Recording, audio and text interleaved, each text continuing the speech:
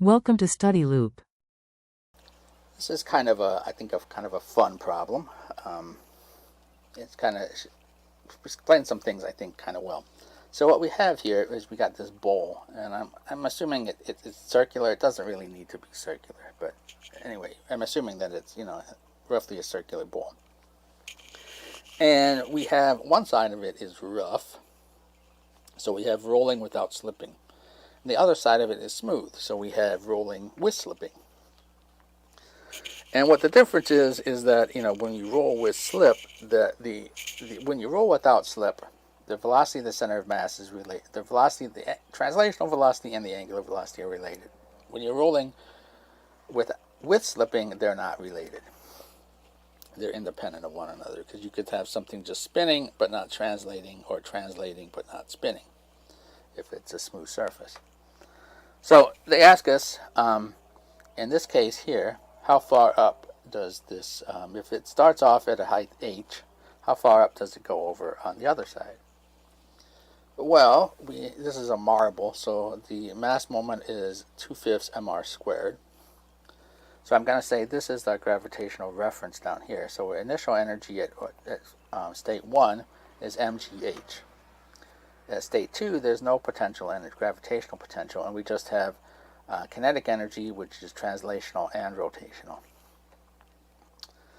Now, because we know that it's rolling without slipping, well, we know these two things have to be equal. And we also know that it's rolling without slipping, so we can substitute this into here, and setting these two things equal and canceling out m, we get an equation that we can then use to solve for omega. So that means we can find what the angular velocity is here. If we know the angular velocity, then we know the translational velocity too. So solving for omega, we get 1 over r times the square root of 10/7 gh.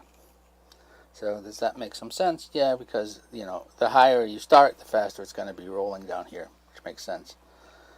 And then omega, or v, is just r times this, so that ends up being just square root of 10/7 gh.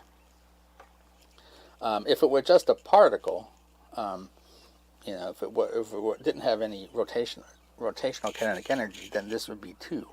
And so you can see that because it's rotational, has some rotational kinetic energy, the velocity is actually slower, because some of this potential energy is going into causing the thing to rotate as well as translate.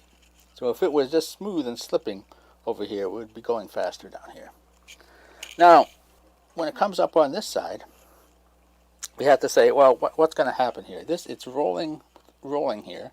Got some angular velocity. And so when it comes up here, it's still going to rotate. It's still going to be rotating, as it rolls up here. It's not going to slow down. Its rotational velocity is not going to be slowed down, because it's just going to be spinning, but it's going to be translating. So we're going to have spinning and translating, but they're not related to one another. So what happens is at 3, and 3 is somewhere, wherever the height is, wherever it ends up. So at 3, we know we have 1/2 j omega squared as the rotational kinetic energy, and it's the same omega, because we're assuming that it doesn't, there's nothing slowing it down from spinning. So it's the same omega. And then we have mgh prime, which is the height that it comes above the base here, which is what we're looking for. And that has to equal to the energy here at 2, which is, we just basically is the translational, okay, so what I did here is I plugged in j, and so this equals this, and then that equals the energy at 2, which is rotational kinetic energy plus the translational kinetic energy, just from here. Now we can see that this term and this term cancel out, because it's still the rotational energy doesn't change as it goes up this side. And then we can solve for h prime is 1/2 1 over g times the velocity of the center of mass squared, which we know that And so we get 1/2 1 over g times 10/7 g times h, and g's cancel out, 2 and the 5, get a 5, so we get 5/7 h. So it doesn't come back all the way up here. It comes 5/7 of the way back up to the other side. Now, if both of the sides were rough, then it's just going to come back up to the exact same spot. It's going to come up higher. And likewise, if both sides were smooth, it's going to come up to this exact same spot. And so they ask, why do you think that? Why do we think that? Why is this less than this? Well, why it's less than that is because even though it comes up to, there's no translational velocity when it comes up to this point, up to 3, which, remember, we don't have any translational velocity at 3 right here.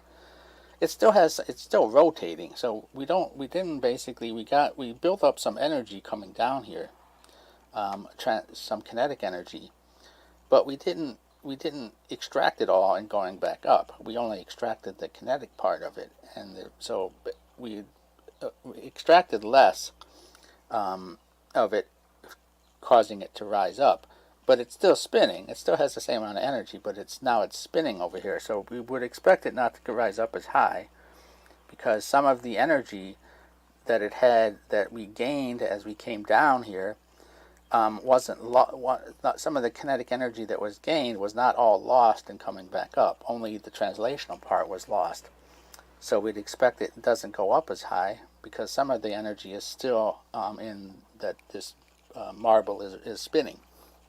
So that's kind of the explanation, is that you didn't extract all the kinetic energy if this thing was smooth and this was rough.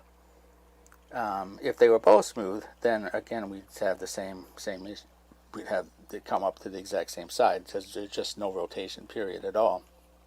If it wasn't rotating here, then it's not going to be rotating anywhere. It's just going to be sliding the whole time if both sides are rough. In that case, the velocity of the center of mass would be square root of 2gh, not square root of 10/7 gh. So it would be going faster here. Translational velocity would be greater.